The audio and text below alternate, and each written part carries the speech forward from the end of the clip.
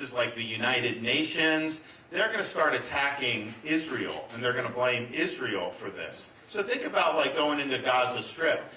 Israel is telling people, leave this area because we're going to conduct military operations because they don't want to have civilians killed. What is Hamas saying? They're saying stay in that area because they want the civilians used as human shields.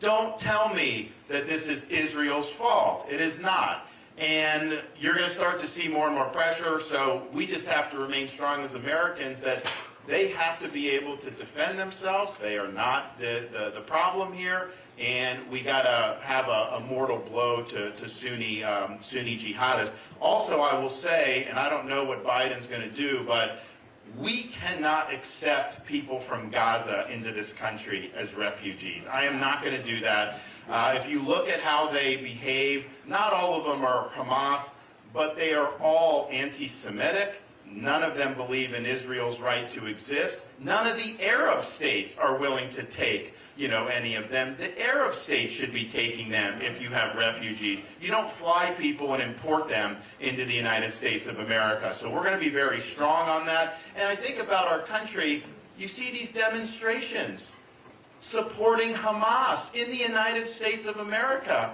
How did we get to the point where people are out there doing that? You get reports of babies being murdered, all this other stuff, and your first instinct is to go out and praise the terrorists who perpetrated that. You have students at Harvard signing letters praising Hamas for doing it. We've got some serious problems in this country. We've allowed a lot of these problems to fester, but my view is very simple. If you don't like this country, if you hate America, you should not come to this country. We've got to start being smart about this.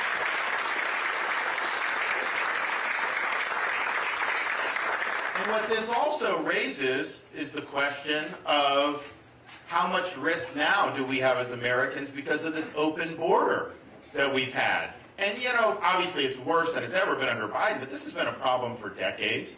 There have been people that have come. Under Biden, people from the terror watch list have come in, and that's not me saying it, that's Biden's own DHS saying it, people coming in. 7+ million. We know people have come from Iran, China, Russia, Middle East, all these other places. Do you think, honestly, all 7 million are just here not wanting to? You don't think there's any percentage of those who want to do this? Of course there are. I mean, it's just mathematically impossible that there's not. And I've said publicly many times prior to the terrorist attacks against Israel, there will be a terrorist attack in this country that we'll be able to link to that southern border. That's just the reality. This is what's happened, and our country is vulnerable. So we're going to take the issue of the southern border very seriously. It's not going to be something that we just sloganeer about.